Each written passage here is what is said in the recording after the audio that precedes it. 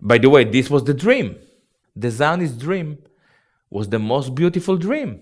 They said, we are ugly people.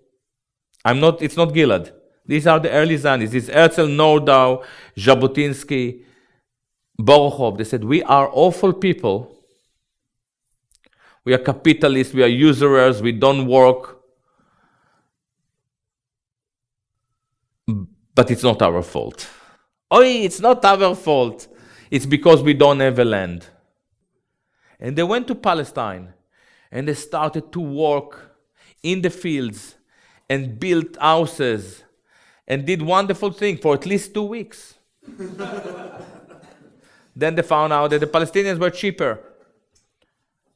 I'm talking here in metaphorical, but we have this image that they invest in, presenting Israel as a liberal society. If you are a tribal society, they are a tribal society, racially driven. If you are not a Jew, you will find it very hard to immigrate to Israel. While many Israelis can immigrate to this country or anywhere else. It's a racially driven, I do the driven, so I understand, in Scotland.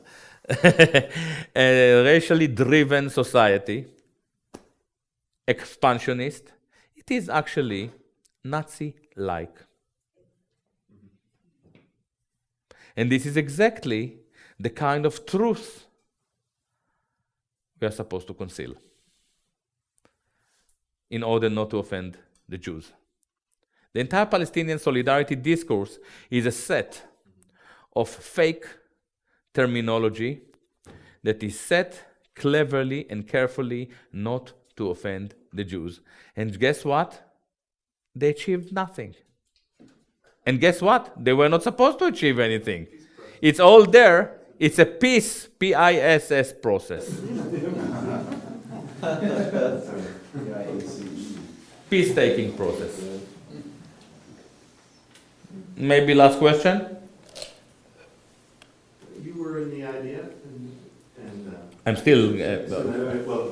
I don't know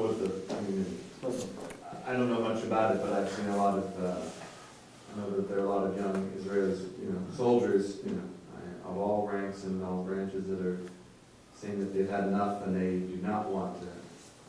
You're right. Looking at, and I'm thinking, how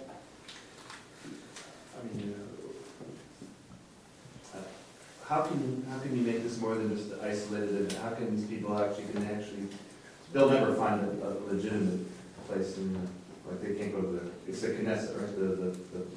Let me explain. I know where you're heading. I don't know where people, like I say, how did they get to some traction to say, listen, why don't we stop flying our F-16s over the people's houses at 20 feet? And this is. You're right. The ideologically, intellectually, spiritually, Israel is a genocidal apparatus. But life, I'm Athenian, yes? So rather than looking at black, white, 1, 2, 0, 1 binary oppositions, what we see is a dialectic struggle. What we see is a dialectic struggle.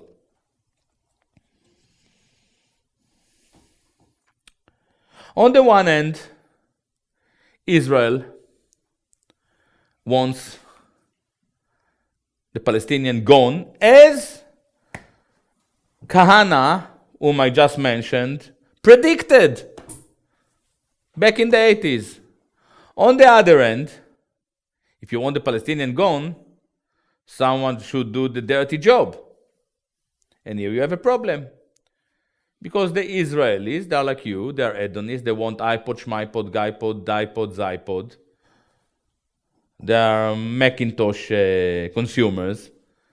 They don't want to die. Like the American soldiers, they don't want to die. I understand it.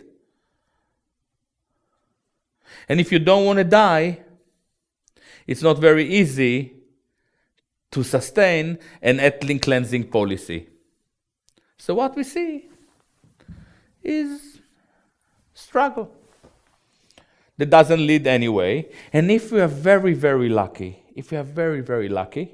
and this is why, in spite of the fact that many of my friends and intellectual friends actually regard Mahmoud Abbas as a collaborator and blah, blah, blah, I think that he's far from being stupid. He realizes that for the Palestinians to win, they have to survive. And in order to make sure that they survive, they cannot get themselves into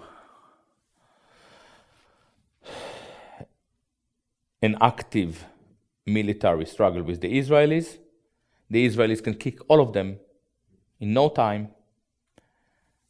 He wants to make sure that they're still there in 30, 40 years. And by then, it will become Palestine. Not because there is a negotiation or political resolution, because of the facts on the ground. Inshallah. Thank you so much.